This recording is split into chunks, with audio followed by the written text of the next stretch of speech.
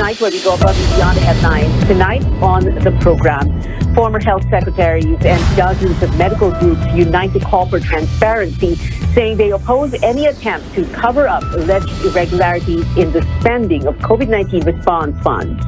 For the seventh straight week, motorists are in for another round of fuel price hikes. Find out how much. And 3 days since Rappler CEO and staunch Duterte critic Maria Ressa won the Nobel Peace Prize, and amid tributes from international leaders and groups, Malacanang finally congratulates her.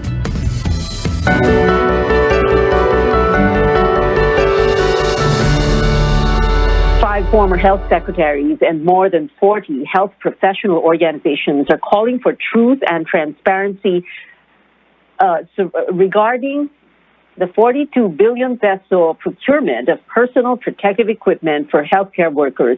President Duterte earlier ordered his cabinet to snub the Senate's investigation into the issue, but the groups say that shouldn't be the case. Our George Niles has that story. Doctors are now speaking out. They want to get to the bottom of the government's supposed anomalous purchase of personal protective equipment or PPE for healthcare workers in the midst of the pandemic. The Philippine College of Physicians says President Duterte should not obstruct efforts for truth and transparency. Aayawan ho namin ang anumang tangka na pigilan ng mga testimonya o cover-up ng totoong nangyayari. Dapat makita rin natin na talagang nagsasabi sila ng buong katotohanan at walang pressure from anywhere. The Senate Blue Ribbon Committee has been hearing the Health Department's transfer of 42 billion pesos in pandemic response funds to the Procurement Service Office of the Budget Department to buy PPEs, a move which, according to some senators, are questionable. The President has repeatedly said there is no anomaly in the procurement and barred cabinet members from attending the hearing. Reason why healthcare professionals are questioning the motive behind this. Hindi siya maliit na pera, 42 billion. At napunta po yung deal na yan, yung kontrata, sa isang maliit na kumpanya na 625,000 ang capitalization at kumita ng 8 billion the next year. Hindi ho siya biro-biro. Yung issue ng overpricing ay kailangang liwanagin at dapat siguro ay maalis lahat ng duda ng mga tao tungkol dito. Hindi lang pwedeng sabihin porque sinabi na there is no overpricing ay naniniwala ang lahat ng tao dito. The group is also calling on the Senate for a speedy but diligent hearings, so cases may be filed before the Justice Department or the Ombudsman in case pieces of evidence will point to negligence and corruption of some individuals. They are also asking for the public's support in searching for the truth.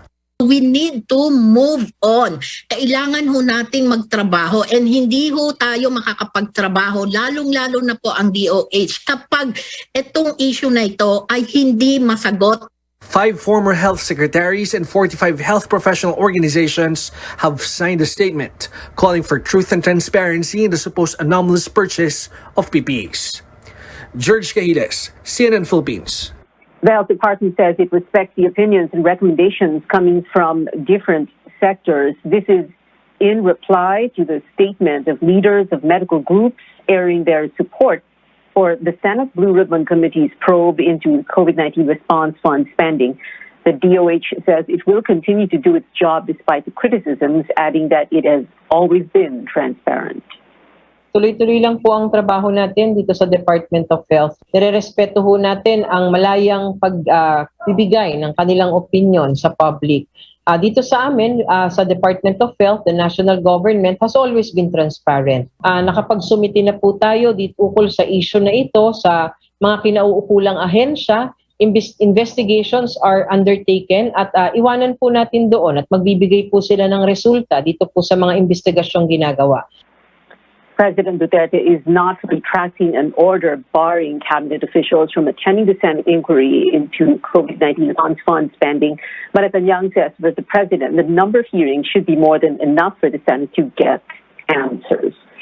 The Senate Blue Ribbon Committee postpones its next hearing, initially scheduled for tomorrow, October 12. It is unclear why. Committee Chairman Richard Gordon earlier said the committee will begin preparing the report on its findings. Now, the health department reports almost 8,300 new COVID-19 cases. This is the smallest single-day increase since August 4, when new infections were over 8,100. Active cases are nearly 8,900. New fatalities also relatively low at 36, while recoveries rose by over 300. The updated case tally did not include results from 2 testing laboratories. The independent Octo Research Group sees a steady improvement of the situation in Metro Manila. It says the 7-day average daily cases in the region has dropped below 2,000, the first time since the strictest enhanced community quarantine was enforced here in the region in August. The trend in the NCR will continue to go down. And we project that by, before the end of October, the NCR could be averaging less than 1,000 cases per day. I mean, this is possible based on the current trajectory. And we could be at, moderate to low risk already by November. And that's what we're seeing, at least in the NCR. Will alert level 4 in Manila be downgraded soon? The health department is evaluating if the national capital region should be placed under a less strict alert level 3 by October 16th. Undersecretary Maria Rosario Berjere points out the declining COVID-19 cases, positivity rate, and number of hospital admissions. She added that if this trend continues, the government might ease restrictions by Christmas.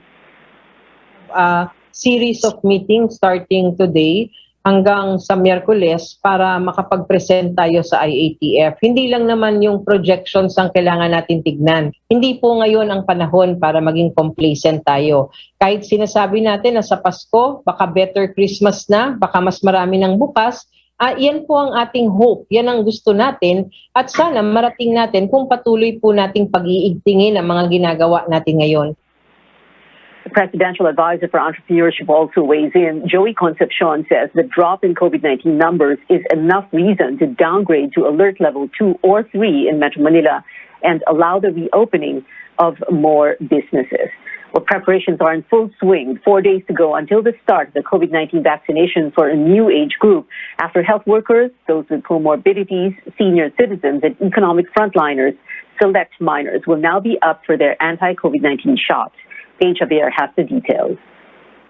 The government will begin vaccinating select adolescents aged 12 to 17 this Friday.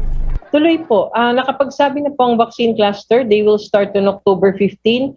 They will receive Pfizer or Moderna doses, the brands given emergency use authorization for minors by local regulators. To be qualified, they must have one of the pre-existing illnesses identified by the Pediatric Infectious Disease Society. The minor, as well as the parent or guardian, must give informed consent and provide a certificate as proof of the comorbidity. The pilot run will be limited to 8 hospitals in Metro Manila. The health department says this will allow monitoring of possible adverse reactions. Makati Medical Center Director Dr. Saturnino Javier says it's all systems go for the initial rollout. Everything is there already, including emergency response teams and everything. So it's basically just a different group that we will now be dealing with. Unlike the previous rollout, they will only allow on-site registration to avoid problems with master lists. The rest of the process will be the same. Then inoculation. Javier says unvaccinated companions of minors can also get their shot during the pilot run. The child cannot naman come here on their own, right? They will really have a companion or caregiver or a parent with them. So if they are not yet vaccinated, we can also vaccinate them so that we expand the reach of the vaccines. He adds, they have received a good response so far from patients and healthcare workers with children. But for some parents and kids, hesitancy remains an issue. Nag-iisip pa po ako kasi po 'di ba yung sa Basya. Yun po ang iniisip ko ngayon. Opo, para po ano? Bakit? Para po makapagbalik na po ako sa face-to-face class. Tapos po maiwasan po yung pagkalat ng virus. Parang hindi, ako nga hindi pa natatakot sa mga nababalitaan yung mga nababasa namin na mga pangit na epekto. Javier reiterates the need to protect minors from COVID-19. The fear of the side effects should be nullified by the concern for the welfare and well-being of our children. Authorities aim to expand the rollout to hopefully allow minors to go out and return to school. Paige Javier, CNN Philippines. Coming up on News 9, more countries are imposing restrictions for vaccinated people. We have the latest from Australia and Singapore. And severe tropical storm Maring continues to drench parts of the country. Details next. We'll be right back.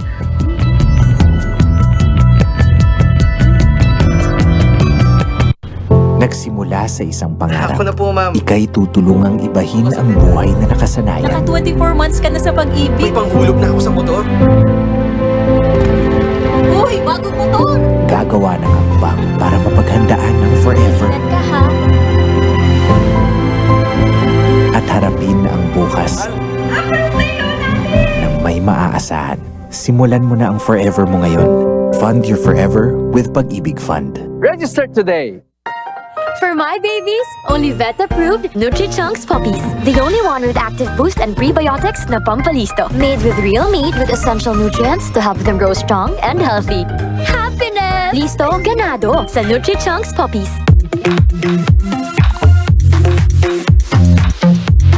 We're back. Hell yeah! I take it very, very seriously. This week on Hollywood Express.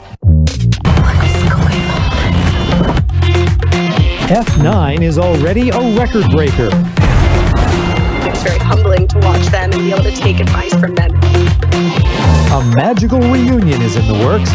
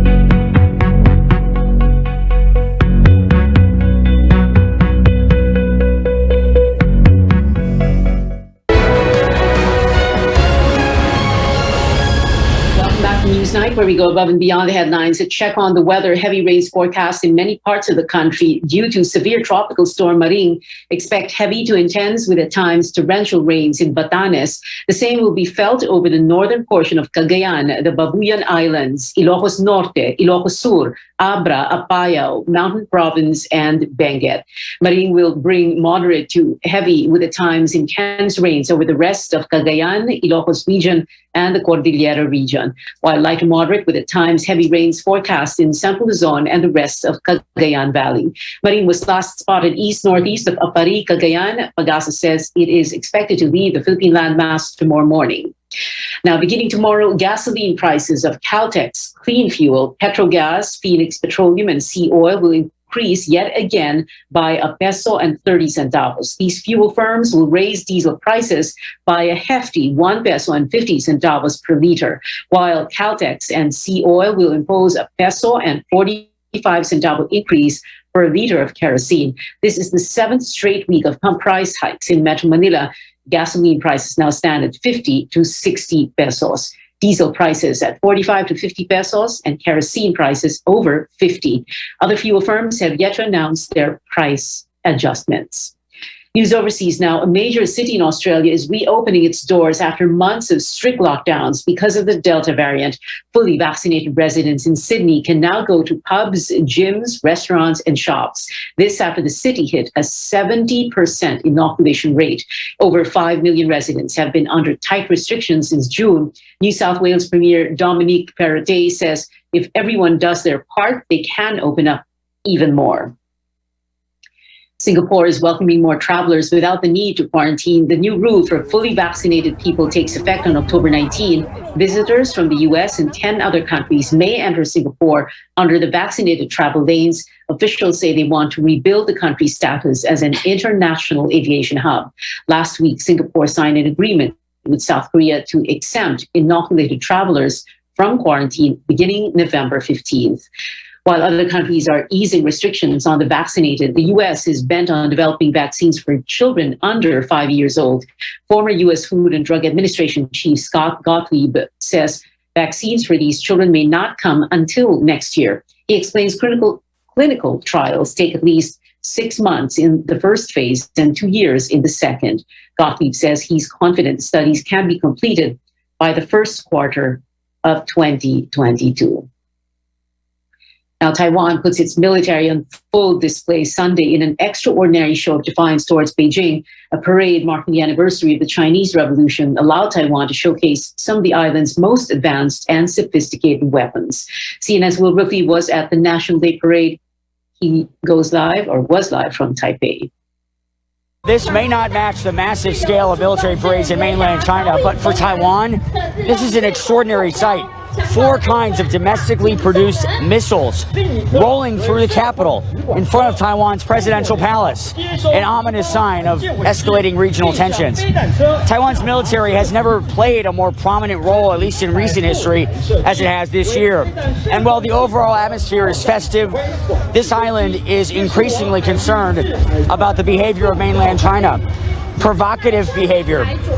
More than 100 planes entering Taiwan's self-declared air defense identification zone in just 1 week this month.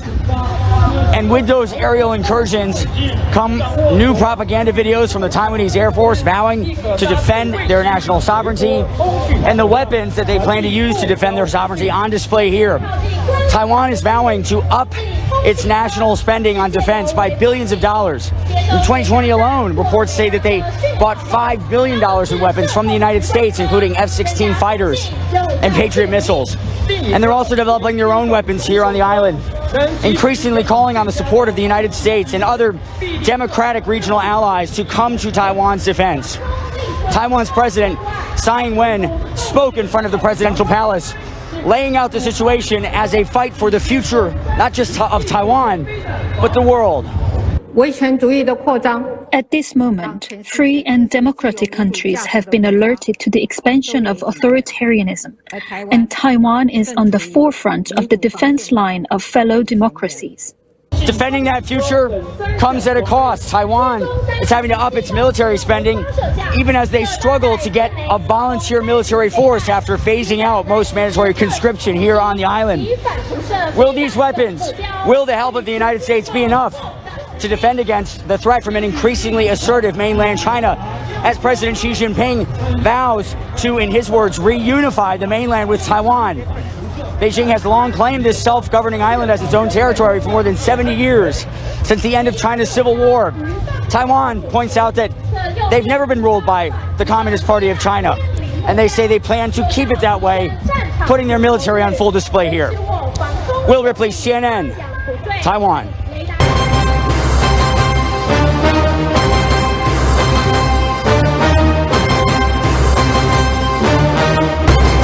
Filipinos who want to vote in the 2022 elections have 3 more weeks to register. Our Melissa Lopez talks to some of them who endured long lines and bad weather. Hundreds of Filipinos hoping to vote in the 2022 elections again line up at dawn on day 1 of the extended voter registration period. Lines were still long, with early birds learning from previous failed attempts. At the COMELEC office in Quezon City, people camped out on the street for hours. 12 midnight, nandito na kami. Alas 12 ng gabi. Nakailang balik na kasi kami, hindi dito pero sa iba-ibang satellite. Nakapag-try na kami mga 5 beses na. Pang-anim na to. Dati, mga oras kami dumadating, cut off na agad, ganun. It took a lot of pressure from Congress for COMELEC to grant the extension, which started Monday and will last until October 30th. That's from Monday to Friday between 8 a.m. until 5 p.m. Over 63 million have registered with the poll body so far, but groups say there are over 70 million Filipinos qualified to cast their ballots come May 9th, if only they sign up as voters. Except for reactivation of the listed voters, which may be done online, new registrants and those transferring districts need to show up personally at their local COMELEC office to submit their papers and biometric data. At this site, only 300 applicants are processed daily. One should bring a pen and a government-issued ID, including a photocopy. Face masks and face shields should be worn at all times. The lines are still long, but it's not as bad as before, considering that only residents of Districts 3 and 5 of Quezon City have to go here.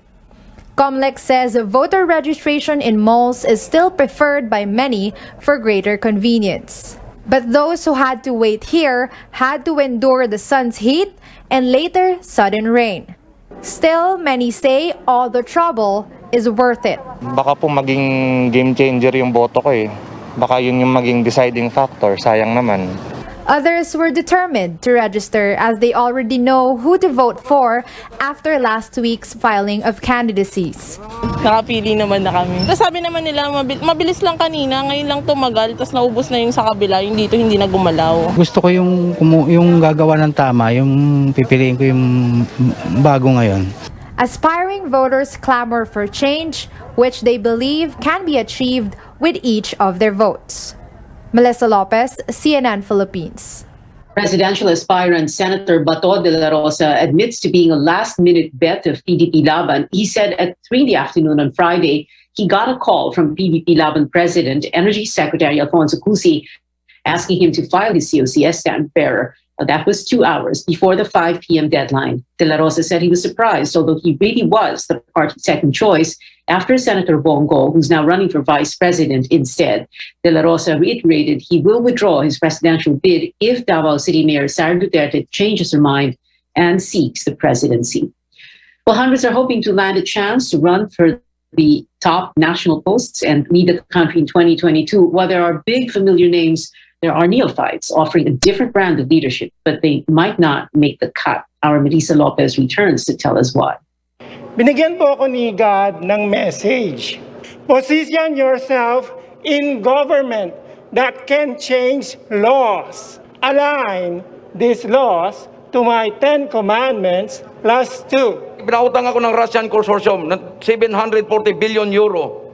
Ititrade lang natin ng 200% per month. Wala ng Pilipinong maghirap. Bukas kuryente, 12,000 volts, automatic, wala ka ng COVID. Neophytes in politics face a great disadvantage as they hope to lead the country for the next 6 years. Apart from having no campaign machinery, it's even harder for little-known aspirants to get their names on the ballot.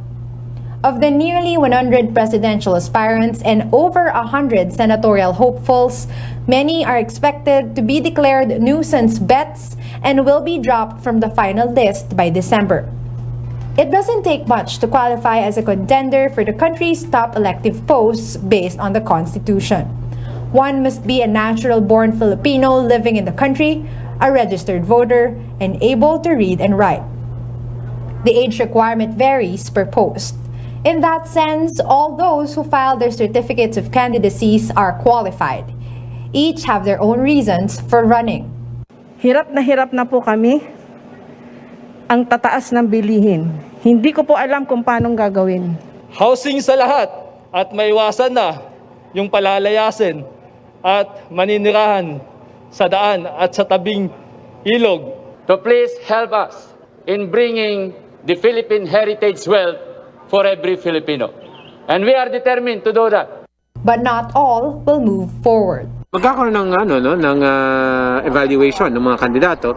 Tingnan natin kung sino yung mga merong legitimate intention to run for office at sino yung mga tumatakbo lamang just because. There are candidates who run to make mockery of the system, and there are some candidates who run to cause confusion among voters dahil may kakapareho ng pangalan. And those will be weeded out, no? Among the aspirants, 3 Marcoses are running for president: Tiburcio, Maria Aurora, and Bongbong. 2 Jinggoys are in the Senate race: former Senator Estrada and Nahar Salih. COMELEC will screen applicants based on their personal and political backgrounds. Former Commissioner Louis Guia says that includes how the aspirants acted when they filed their COCs. Hindi naman kailangan may pera yung kandidato eh. Meron kang organization, may network of supporters ka who can help you. Guia says having too many names in the ballot will be a disservice to millions of voters too. In 2016, only 6 of 130 presidential hopefuls made it to the ballot. Until then, these aspiring leaders will have to wait and hope for the best. Melissa Lopez, CNN Philippines. Coming up on Newsnight, Nobel Peace Prize recipient journalist Maria Ressa talks about the social media algorithm and how it can fail to separate lies from facts. Details when we return.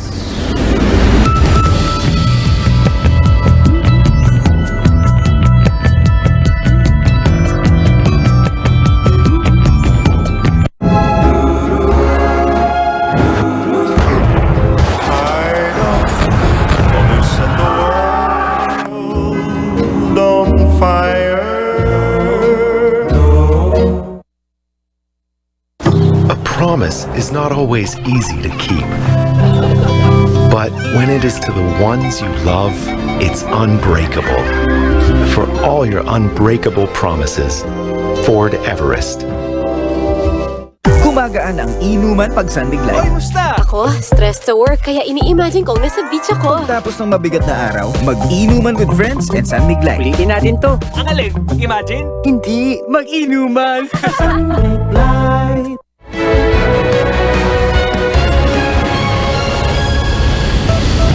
You're watching Newsnight. I'm Pia Ontiveros. The Philippines topped We Are Social and Hootsuite's annual report on social media usage for the 6th year in a row. But Nobel Peace Prize 2021 winner Maria Ressa warns of the dangers of using these online platforms for news. The Rappler CEO was recently awarded the prestigious honor for defending freedom of information. However, Ressa also acknowledges the problem between social media and widespread misinformation, saying the algorithm used by Facebook has potential to twist the truth.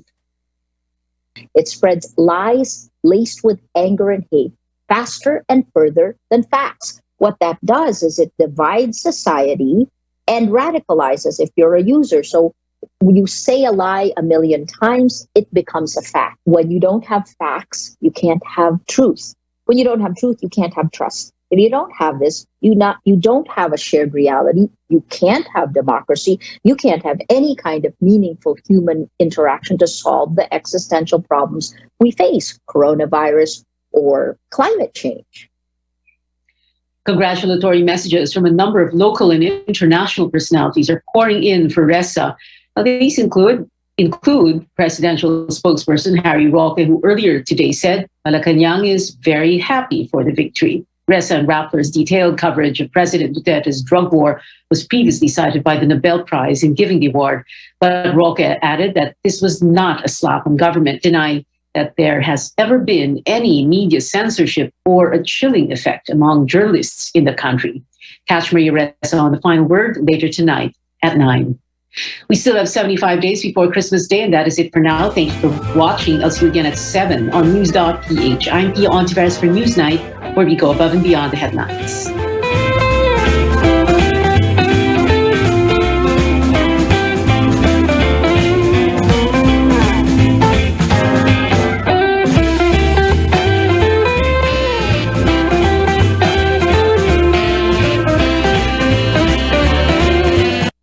This program is brought to you by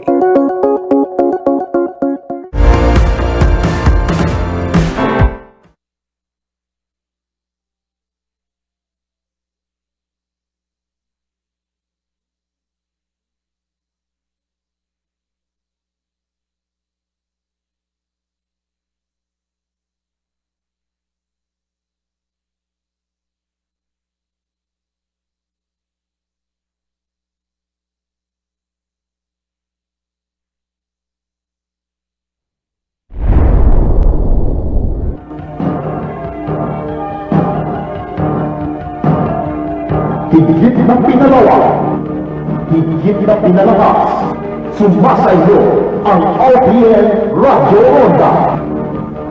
PNDYKB Radyo Ronda Bacolod. PN branches nationwide. Patuloy sa paglilingkod sa sambayanang Pilipino.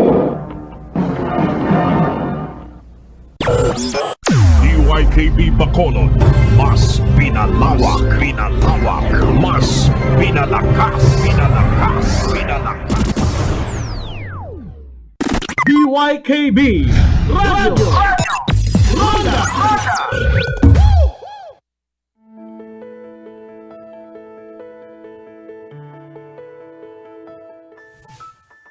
Diabetes is a growing problem here at home, with almost 4 million Filipinos living with the disease. But awareness and better management of its complications can help them live healthier as well as happier. One of the complications is diabetic retinopathy. It happens when high blood sugar levels lead to damage in the eyes, and it typically causes mild vision problems at first, but it could eventually lead to blindness if not managed properly. On the program today, we'll talk more about diabetic retinopathy, its symptoms, types, prevention, as well as treatment. I'm Dr. Freddy Gomez, and welcome to MedTalk Health Talk on CNN Philippines.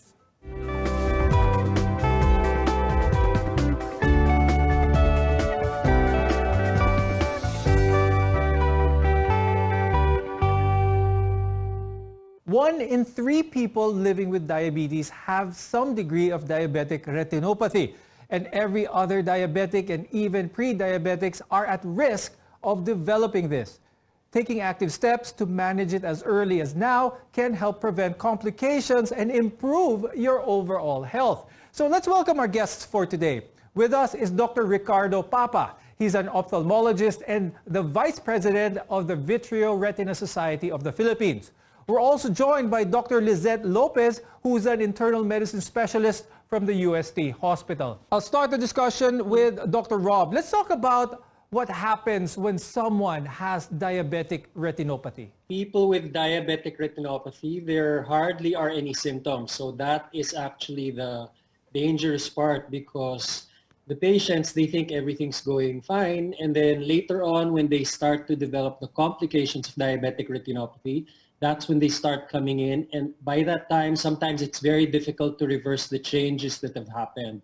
So that's why our advocacy is to screen early, to catch it early, and to treat it early, and prevent the complications of diabetic retinopathy. Dr. Lizette, how does someone develop diabetes? Let's explain that to our viewers. Diabetes, it's a complicated disease in a way. So what happens is there's 2 insults.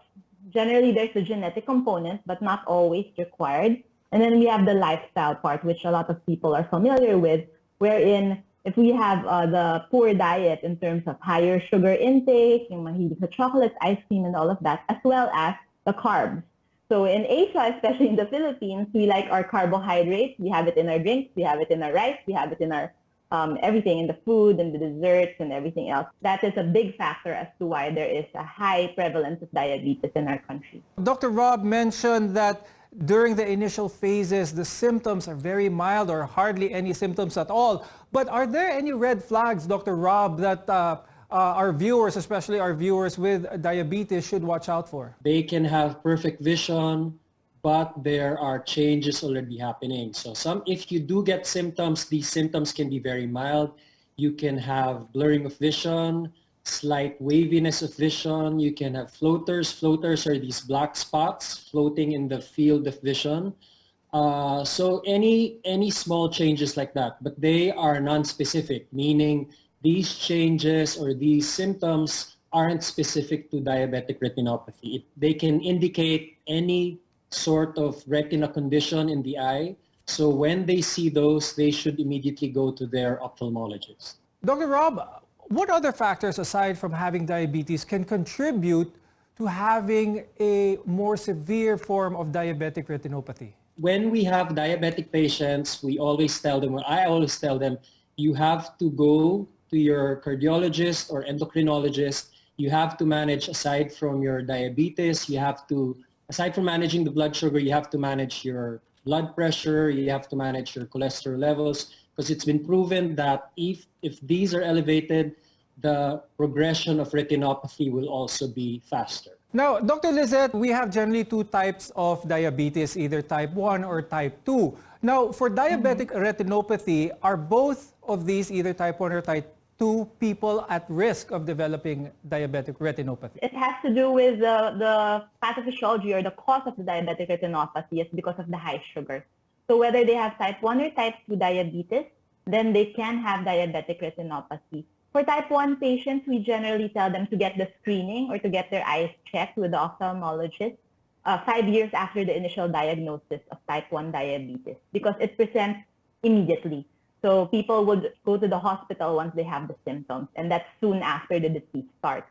For type 2 diabetes, because generally people may have it for a while, for years, without really feeling it or without knowing that they have diabetes. So the moment it's diagnosed, we tell them to get screened for diabetic retinopathy already. The longer a person has diabetes, the more likely they'll develop diabetic retinopathy. Dr. Rob, there are actually two types of diabetic retinopathy. Could you explain this to our viewers? There is the non-proliferative type, which is the earlier type of diabetic retinopathy, meaning a lot of times these patients will not have any symptoms at all. And then there is the more serious type, which is the proliferative type of diabetic retinopathy. And this is the type wherein the patient will start to develop new vessels and is at risk for developing hemorrhage. So meaning immediate, there will be blurring of vision, sometimes blinding vision, and a lot of times these patients will sometimes need surgery for management later on. How can someone prevent this? Because that's what we want to achieve here. We don't want it to reach the severe type or even the proliferative type. So what's your advice to our viewers? Screening is the most important thing. You know, a number of times I do get patients who have been diabetic for a long time and they don't know that they have to have their eyes checked. We do get a lot of those patients who already have the complications of diabetic retinopathy and they haven't had any eye exam at all. So aside from the screening, they do need to control those risk factors like your blood sugar, the blood pressure, and cholesterol, as mentioned earlier. Now, if proliferative diabetic retinopathy is left untreated, it can lead to serious complications. And we'll talk about what these are when we return. Stay with us on MedTalk Health Talk, your partner in healthcare. This is CNN Philippines.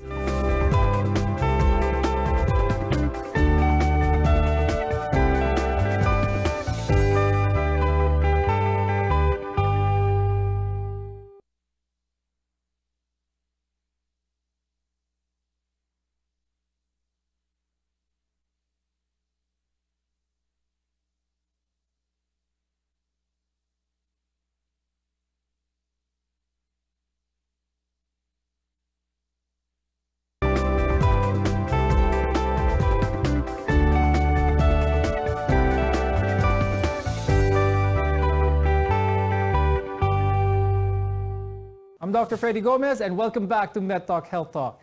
When you're living with diabetes, complications may develop over time. For one, diabetic retinopathy is a potentially blinding eye complication, and early detection, as in most diseases, is key.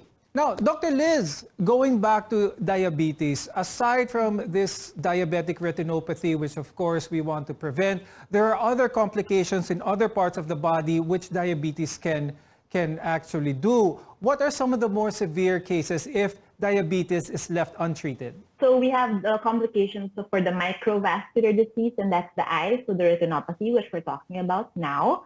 We also have, which most people are familiar with, for the nephropathy, or those who will require eventually dialysis if it's not treated. So the kidneys are affected.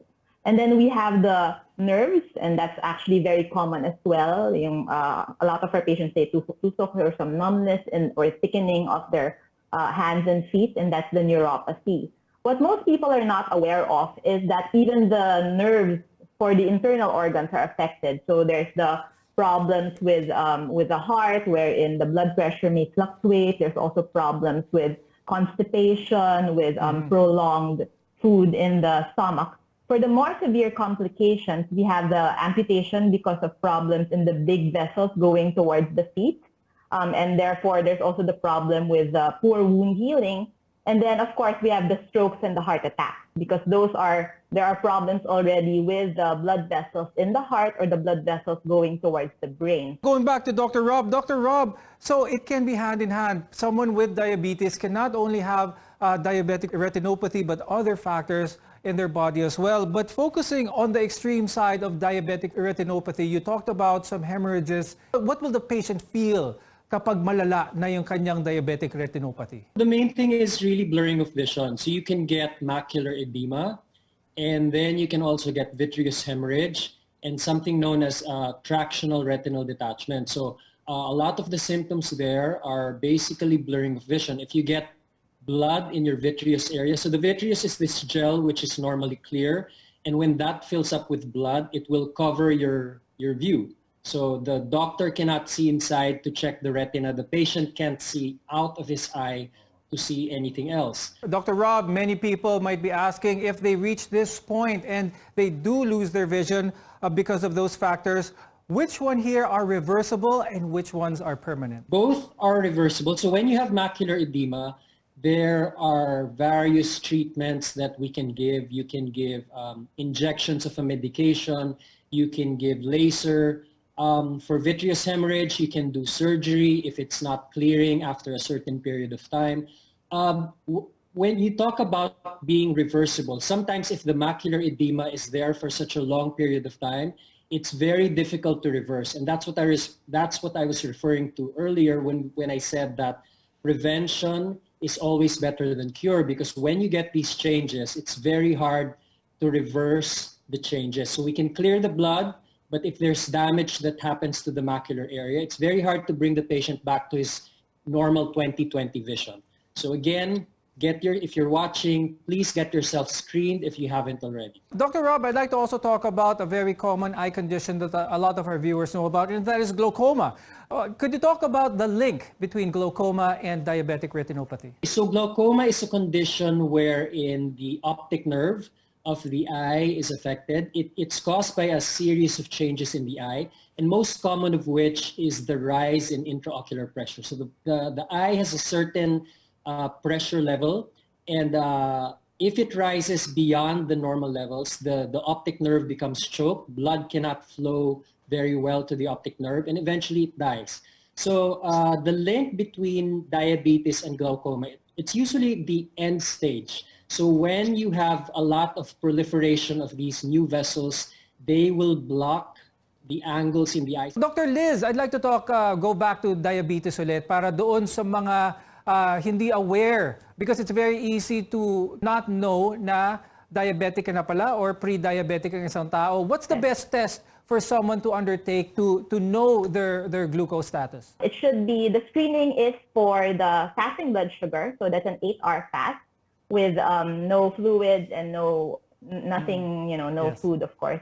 And then also an HbA1c, although we have to make sure it's a good quality HbA1c, because there are a lot of laboratories which may not have the best quality HbA1c. Okay. The fasting blood sugar for normal is less than 100. For 100 to 125 is the impaired fasting glucose or yung papuntang diabetes. And then 126 and above is diabetes. And for the HbA1c, it is less than 5.7% for normal. And then pre-diabetes is 5.7 to 6.4%, above 6.5% and above is diabetes. Dr. Rob, let's talk about screening now for diabetic retinopathy. Explain to our viewers what this entails. A lot of our viewers would like to know, is this painful? Is this tolerable? Tell them how it goes. When you have an appointment with your ophthalmologist, they will do the basic examination. They'll take they'll check your vision, check your refraction, check the pressure of the eye. And one of the final examinations that they do is they dilate the pupil. So the pupil is this black hole in the middle of your iris. So normally it's small, it's about 2 to 3 millimeters. So we will place drops in the eye to dilate it to about 8 to 9 millimeters. And this allows us to see the back part of the eye, which is the retina. So it's not painful, but you will get a lot of glare when you go out. So we tell patients that you will have a hard time reading near objects because you cannot accommodate. And 2, you will have difficulty if there's bright light out. So you will have a lot of glare. So wearing of shades will help out. But definitely it's not painful. When it comes to these screening tests, where should our viewers go for the most accurate results? Any ophthalmologist should be able to do that. If you tell them that you are a diabetic and you want to have your retina checked, or even if you just tell them that you're a diabetic, most of them should know enough to do a retina exam. So some of these major hospitals, they will take a photo of your retina, and this, once it gets read, it will indicate there if you do have changes from diabetes or not. Apart from regular screening, managing diabetes is an effective way to prevent diabetic retinopathy.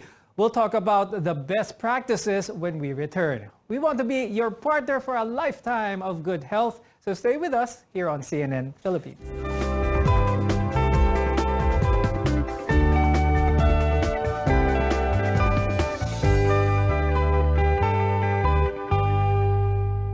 DYKB Radio Ronda.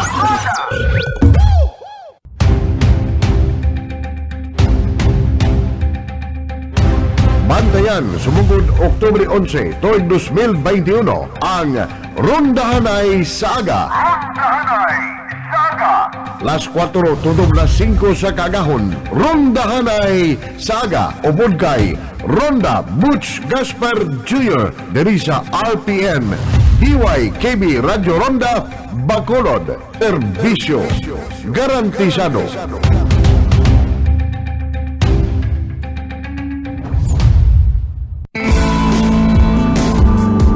The Republic of the Philippines is a democratic country and republican state. No law shall pass abridging the freedom of the press. Ini nga programa amo ang Pedophile.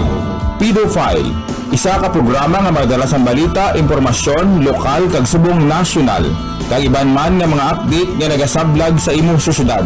Kay ikaw nagapati nga ang impormasyon kag balita isa ka importante sa imong syudad nga ginagihuan. Ini nga programa amo ang Pedophile. Upod sa inyo alagad, Romel Pido.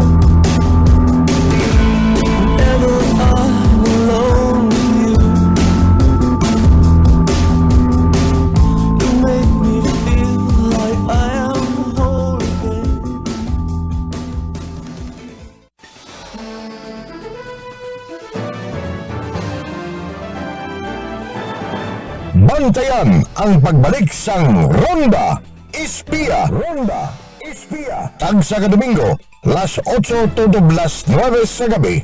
Ronda Espiya. Ronda Espiya. Anchored by Ronda Butch Gaspar Jr. Ronda Espiya. Ronda Espiya. Sa mabot na Oktubre 3 na Bantayan.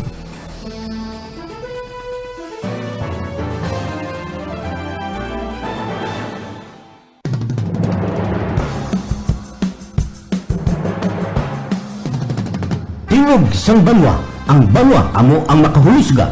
Tingog sang banwa, ang iyo angkurman Marlon M. Cedinho. Ku angkurman Igar Kadagat. Tingog sang banwa. Alas 3 tubtob, alas 4 sang hapon sa kada Sabado. Tingog sang banwa. Diri lang sa DYKB RPN 1404 kHz. Tingog sang banwa. DYKB Radio Ronda.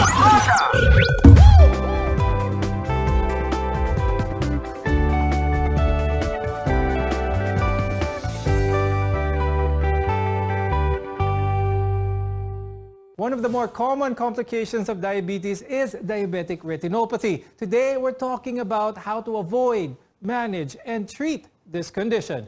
I'm Dr. Freddy Gomez, and this is MedTalk Health Talk, where your health always comes first. Sometimes diabetic retinopathy can't be prevented. Symptoms often don't appear until the condition progresses. And we mentioned that regular screening is key in preventing severe vision loss.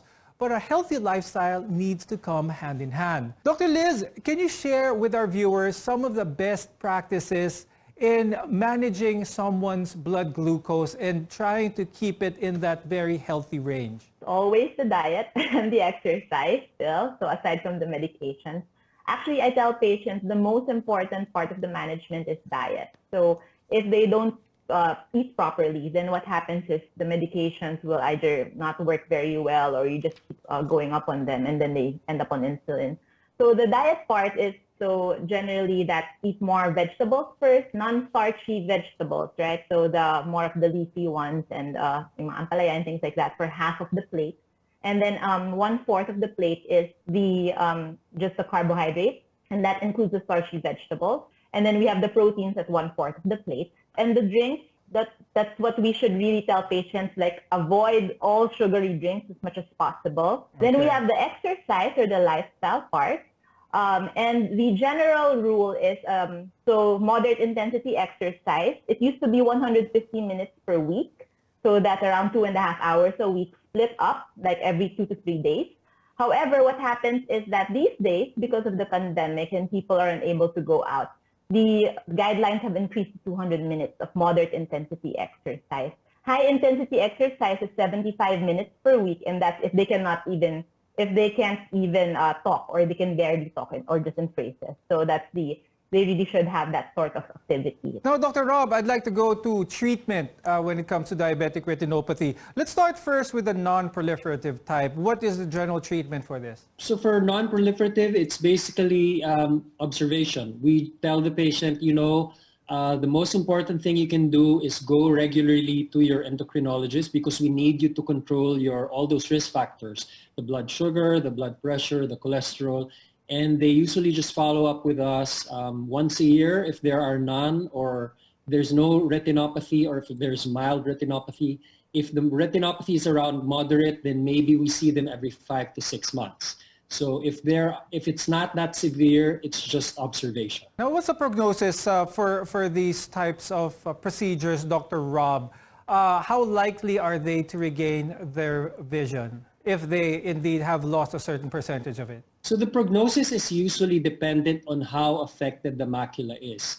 So it can range from anywhere from 50% lower to 100%, especially in those cases where the macula is not affected at all.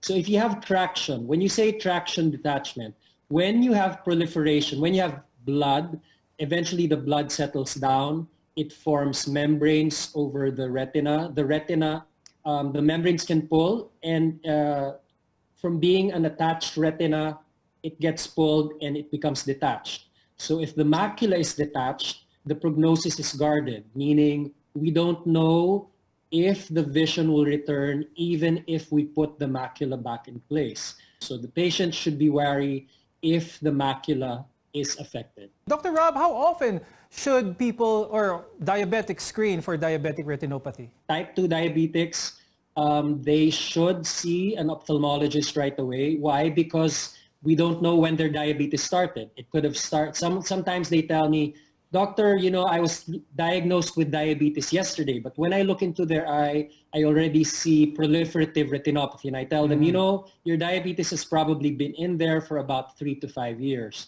So immediately when they are diagnosed as diabetics, they should see an ophthalmologist right away. Thank you, ophthalmologist Dr. Ricardo Papa and internal medicine specialist Dr. Lizette Lopez, for sharing with us your insights. Here on MedTalk Health Talk, we hope to give you the knowledge and care that you need. I'm Dr. Freddy Gomez, and we'll see you again next time. Stay safe, everyone.